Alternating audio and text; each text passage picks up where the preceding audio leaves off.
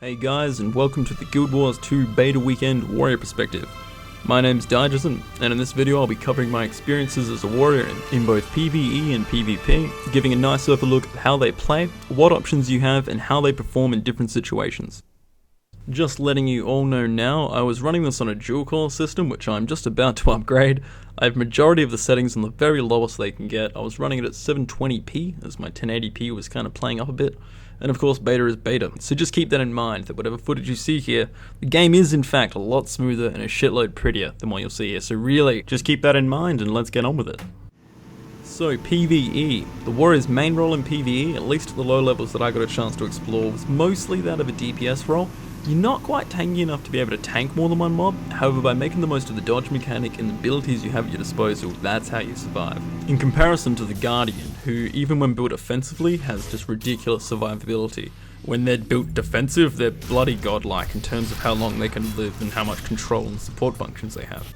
Instead, you rely more on maneuvering around your opponents. You use the skills you have at hand, like butting away them with just smacking them across the screen with your rifle, or like a sword's cripple to slow your enemy, or even wield a gigantic hammer and just Hulk smash them across the screen. However, more often than not, in PvE, you'll find yourself fighting more than one mob.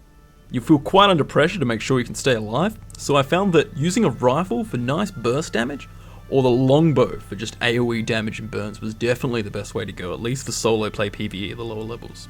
Guild Wars 2 is by no means a stand around and fight kind of MMO like you might be used to. It's fast paced and at times quite hectic in the number of things going on and what to keep an eye out for, especially at the current difficulty levels of the PvE and the beta, which I bloody hope to God they don't nerf to the ground in a fashion that a certain other very large and well-known MMO would do whenever something became slight bit challenging or not catering to QQing children. However, that being said, being one hit by quite a lot of different elite mobs might suggest that it just needs to have a little bit more toning down, though I really do hope they don't nerf the level of challenge and accomplishment that is current in the PvE side of Guild Wars 2. Going into a random unmarked cave and discovering a deep system of thieves and explosives and practice areas and all that sort of crap, and kind of like what an actual hideout would look like. The incredible detail, as well as the challenge of the combat itself. There was no rushing around through the cave and just AoE pulling everything and just lolling everything down. You really had to think about what your approach is, and it has a very large emphasis on group play, and it's shown throughout all levels of the game. That being said, for a solo player, you still have a lot of content you can do without a group. My experiences in PvE were a little bit limited this weekend, as I spent most of my time in the structured PvP and the world versus world areas. I couldn't fully appreciate the PvE side of things due to just the sheer mass of people overflowing the servers. At the time, my computer was really not liking so many people in one place, as you see here, which is very much my own computer's fault, not so much the beta. However, the beta did have its issues with performance at the beginning and still a little bit at the end. However, beta is beta.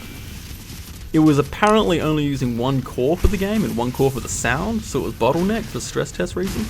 So you'll see a bit of a decrease in FPS whenever an army of necromancers, pets, or mesmers start fighting at me. But at the time, it was just far too hectic to really see what was going on. I really hope that in the next beta I can show you guys much cleaner footage of both PvP and World vs. World. As honestly, I didn't really have enough time to get out the amount of just PvE that I wanted to get out. However, I only had a weekend and I spent most of it PvPing, and hey, I would not change that shit. I would do more PvP if I could. I really would. I wish I could go back now. Now on to PvP, I really do love the PvP in Guild Wars 2, especially as a warrior. Guardian was fun as like a defensive support class, however Warrior is very much at the other end of the spectrum. The Warrior in Guild Wars 2 specializes in damage and has a buttload of ways of dealing that damage to other players. The amount of customization in Guild Wars 2 is just outstanding. My initial fears are the whole, everyone has the same gear and same level for PvP, so there's gonna be no EP nor customization. I was just so far off the mark, it's not funny. The way it's set up is like this. You have PvE, which is all based around the world map and the instances within it. You level from level 1 to 80, you gain gear, skill points, all that lovely stuff for your character. That's where the gear part matters. Then there's World vs. World, which shares both skills, traits, and gear you've acquired in PvE. However, you are stats-wise raised up to level 80. You can enter World vs. World at any level, though you feel a little bit of a disadvantage. For example, if you enter at level 5, you'll have level 5 weapons, you'll have level 5 gear, you'll have no traits, you won't have weapon swapping. So yeah, you'll be at a little bit of a disadvantage. However, you can actually level purely through World vs. World. Gear drops from players randomly, as well as money, and experiences is gained through objectives. It's got a nice mix of being able to just PvP if you wanted to, and you can level up during that. However, you will be at a disadvantage at the beginning, but slowly, you know, it's not massive disadvantage, because if you have to think about it, there's a lot of players. So for the EPing side of things, all gear you can obtain can be put to use in both normal PvE and its instances, as well as the PvP in World vs. World. So for those coming from a game like World of Warcraft, for example, and they're just used to having to get the best gear to kick ass, you can do that in World vs. World. Just keep in mind, World vs. World battles can be anywhere from 10 to 20 to even 100 plus players large. So don't be expecting to survive very long and just go charging into the chaos with your cock out. For warriors, you have quite a few different ways to play World vs. World as far as the combat's concerned, and you're not limited to just charging in there and killing shit. You'll be finding your best friends will be either the rifle or the longbow. You can deal some quite serious damage to a lot of enemies with the longbows with skills like Fan of Fire. You spread a 3 flaming arrows in front of you, setting all enemies alight that get impacted. Or you have like Incendiary Shot, which shoots an arrow exploding on impact, and then it burns your foe, and then it damages those in the blast radius. Or, if you see a guy trying to get away from the pack, shoot him with your pin down ability, and that'll immobilize him, gives your group a chance to like swarm him. So yeah, there's a lot of kind of different situations with the bow. In situations like defending a keep, you can use your burst skill as for a longbow, which can be quite deadly for a pack of people beating away at the doors. All skills warriors do builds up a bar called Adrenaline. It's similar to Rage, however it's only used for one move per weapon, and it's used for their burst abilities. Now, burst abilities can increase the damage of the move for the more adrenaline you have, but it can also add additional effects like increasing the burn for a combustive shot. The longbow can be a very serious AoE weapon in these situations where there's lots of people around. However, for those that like to just feel like big number EPing badasses, use the rifle. I love the rifle. No matter what build I play, I almost always have a rifle as my secondary weapon for one very good reason. Kill shot. This move is bloody insane. You will see me using this move a lot. With your adrenaline, you can build up over time, right? You can spend it all on your rifle's burst skill, Kill Shot. Expecting to damage and crit, don't be surprised to see anywhere from 6k to 12k crits. Personally, I love to build up my adrenaline, get it to max, then switch to the rifle, which I've equipped with a SIGNET, which makes it have 100% crit chance whenever I swap on the next move, and just watch bodies drop with your burst skill. Just you feel like one of those badasses who's just aiming down the scopes and just waiting at some guy just running away and just looking at him and just with your rifle just waiting for the perfect shot, biding your time, and then just boom, just drops. The rifle also has some rather useful abilities. Your main spammy one, number 1, it shoots someone and applies a bleed to them, so it continues to tick away even if you're not in range. You have a shot that cripples, a shot that exposes a vulnerability, and a volley of rapid shots as well. And you also have the rifle butt, so whenever someone in melee gets too close to you, you can just smack with your rifle butt, they fly away. It's wonderful, it's beautiful. Though it is a little bit of a strange style for a warrior, after a while, it'll start to feel like home. You might wonder why it is I haven't even mentioned melee for World vs. World, and the reason is, picture an entire army of guys fighting. It's chaotic, there's people dying left, right, and center. You're not a guardian. Unless you're spec defensively, you won't survive very long when being targeted by more than a few guys. It's mostly best to stick to your range weapons, and then swapping to melee whenever an enemy gets too close for comfort. The one-handed sword can cripple, as well as do a leap. The shield can do a short period block, which will stop all incoming damage. As far as I'm concerned, using anything else is just very dangerous in World vs. World. Hammer build is great for close range combat, however in World vs. World you want to stay on your feet. A two-handed sword is hectic. You're either very static or you're ridiculously mobile, often getting you into more trouble than you want to be with your crazy ass whirlwind attack. Now double axe, that's great, that's a flurry play style, it's perfect for building adrenaline and just causing max chaos when people are close together. However in World vs. World, spinning your axes around is kind of just asking people to target you. So as far as I'm concerned for World vs. World, your best bet is to either stick with a sword and shield primary and a rifle or bow secondary. If you really wanted to, you could max out all of your range and go like bow primary for fast shots and then go the rifle for the kill shot, but then you'd feel really gimped for melee, which is pretty much the warrior's strongest point. Don't get me wrong, melee for warriors is amazing, it really is. If you're doing small scale warfare with maybe 10-man groups versus 10-man groups, then shit yeah. Switch to your double axe and just lay down the carnage on everyone. Work as a team and you will drop people. However, speaking from a survivalist point of view in World vs. World, wanting to maximize your damage and not constantly wait for a res or run back to the battlefield and hope you can get back to your group before you get intercepted by another group of guys, you get a lot more out of it with range, you'll be able to live longer, you'll be able to swap targets faster, and it'll be a lot less risky than going melee when there's 50 guys charging at you wanting to kill you. However, for structured PvP, this is where it all changes. Structured PvP is amazing. You really can play whatever possible playstyle you can imagine.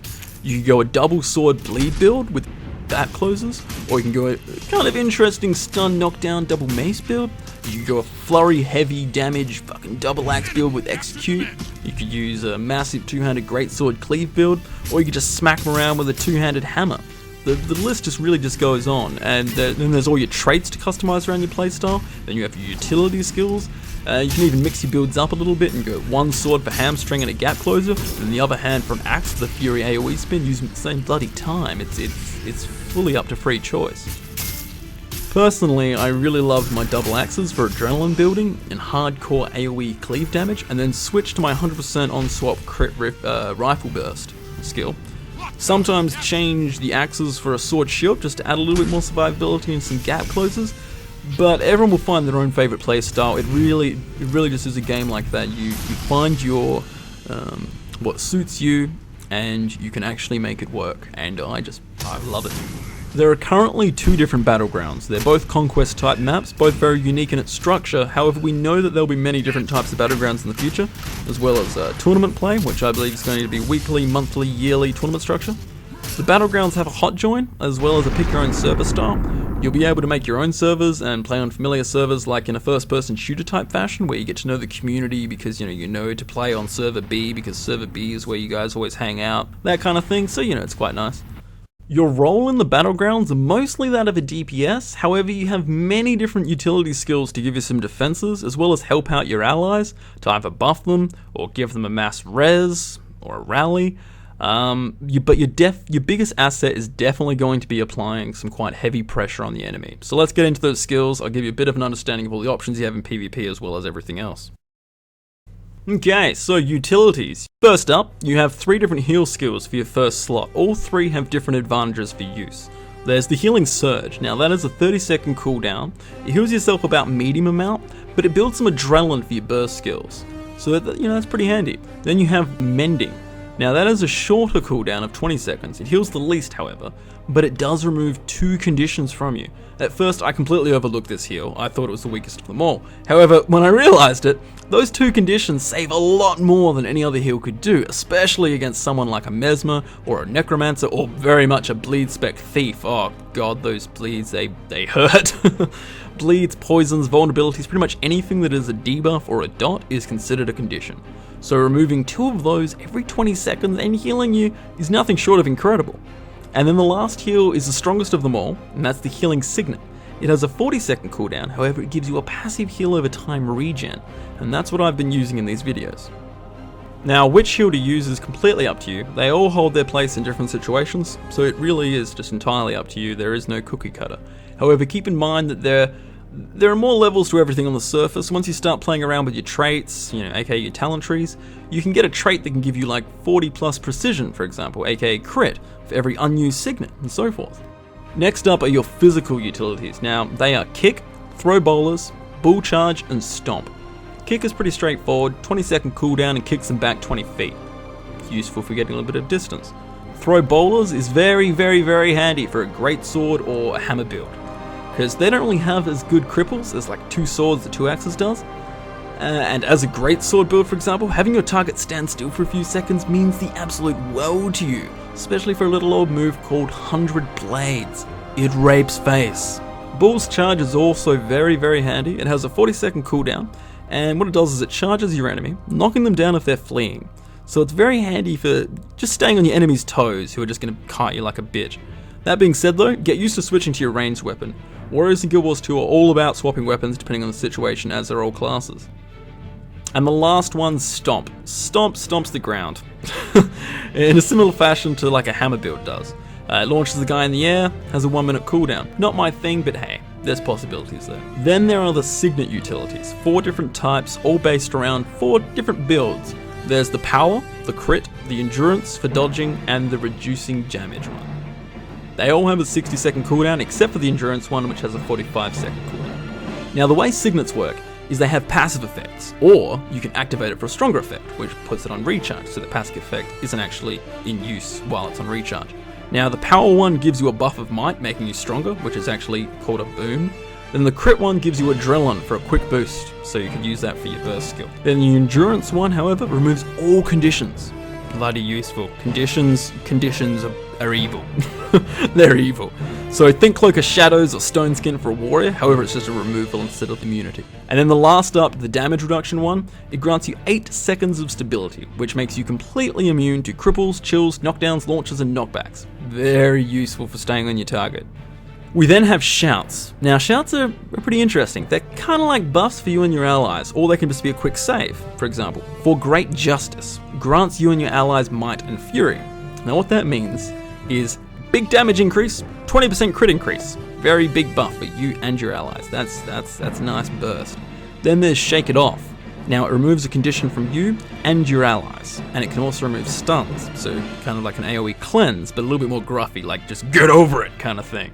Then there's I Will Avenge You. Now, that's a bit of an interesting one depending on the situation. You get increased damage, increased movement speed, and regeneration, and you can also raise fallen allies in a rally state if you kill an enemy while under the effects of the shout. So imagine that in World vs. World, right? You pop that, you kill some dude, just some poor guy just like running across, he's just like, oh my god, and you just fucking headshot him with your rifle. Suddenly, all of your dead guys that are around the place just get rised up. Just talk about like reinforcements, that's pretty overpowered.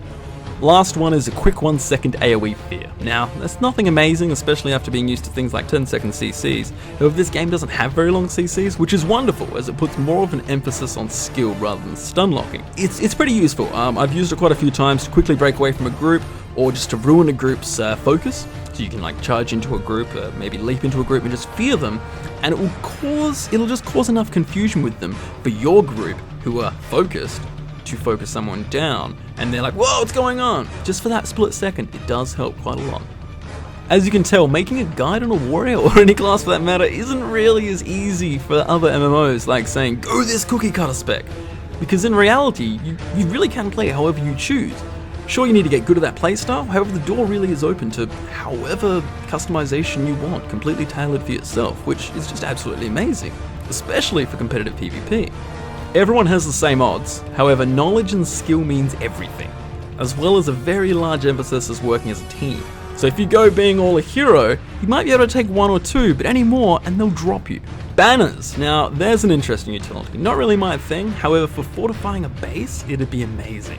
Place down a banner, put a big buff on everyone, hold a choke point, pick up the banner, move it somewhere else to the next choke point, or even fucking attack someone with it if you want. You can go banner spec, and you can have massive improvements on your banners. The possibilities really are endless in Guild Wars 2 for how you want to customize your character. Not entirely sure if you can place more than one banner, however I'm pretty sure you can by the looks of it, because you can use more than one signet, you can use more than one, well not heal, but other things, so I'd say you could. And now here we come to my favorite part, stances. Okay. We have Berserker Stance, Endure Pain, Balanced Stance, and the godlike move Frenzy. Now as far as I'm concerned, some of these are even better than your elite skills. Berserker Stance gives you a duration of adrenaline gain. Nice for a quick setup of burst, perhaps even just after using your burst skill go for a double. Endure Pain though, I'm pretty sure I couldn't live without this one. 90-second cooldown, break stuns, and for 5 seconds you take no damage. None whatsoever. Absolutely freaking amazing for saving your ass, and trust me, you will use this a lot. The amount of times this has saved my ass in the beta weekend and bought me just enough time to get out that big heal and regen my dodge, it has earned its place in every single one of my builds for all builds time until it gets nerfed. It's like shield wall but 100% damage reduction. You can even get a trait in the defense line that activates it whenever you go to 25% health. Yes please, thank you very much, please come again, holy fuck yes. Then there's Balance Stance. It's a nice short 40-second cooldown and grants you stability, so you know, stability is pretty handy. And finally, possibly my very favorite utility, Frenzy. 60-second cooldown, breaks stuns, and then for 6 seconds, increases your critical strike damage and makes all skills and actions twice as fast. Holy shit, yes. You can absolutely tear a hole in pretty much anything, bar a Guardian with this ability and well-timed moves. For example, which sadly I did not get on footage, me and this thief were chasing down this other warrior. We finally got to him, I popped Frenzy, my elite Signet of Rage, and then went whirling axes on his ass. While the thief was also going nuts, the warrior just went splat. And we ruffled. Very, very hard. Another move that's absolutely crucial to my build, really. It really is. The elite skills, they're a tad underwhelming for me. Well, at least in comparison to some other classes' elite skills, like the Guardian. Makes him an unkillable savior of light who can heal all of his allies to 100% and then keep on spamming other like 1 to 2k heals on everyone in like a ring. Or like the Elementalist who can turn into a bloody whirling hurricane and just blow everyone away. Instead, as warriors, we get Signet of Rage, Rampage, and a Battle Standard. Still quite good moves, however, at least to me, lacking that elite feel to it.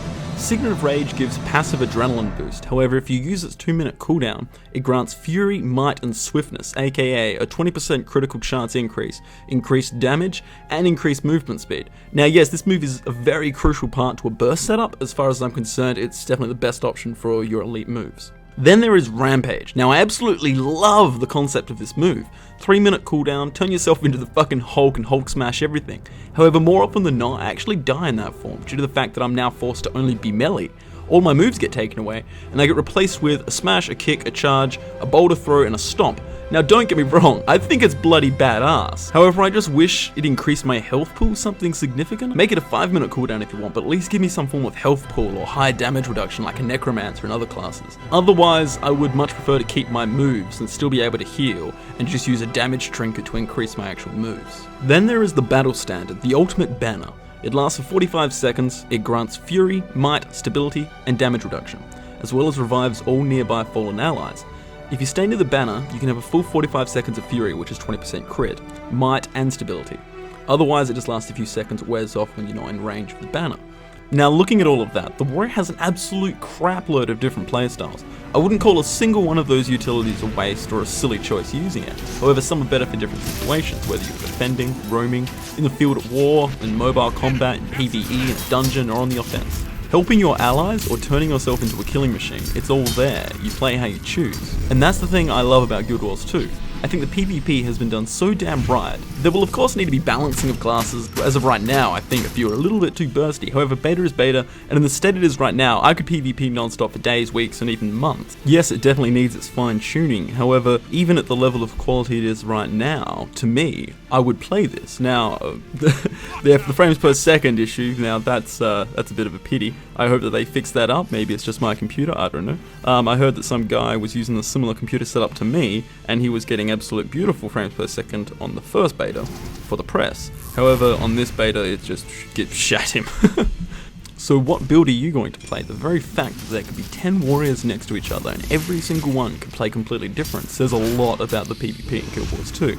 My fears of lack of customization are long since evaporated. After all this, I still haven't even begun with weapons moves and the very deep level of customization for your armor, your weapons, or your traits. And since this video is already getting to the point of about 25 minutes long, I am going to make a part 2, explaining a little bit more about the traits and going really in depth and that, really taking your time to actually have a look at the different specs and also give you another 25 minutes of PvP footage. So thanks for watching. I hope you guys all enjoyed my first episode of the beta weekend coverage.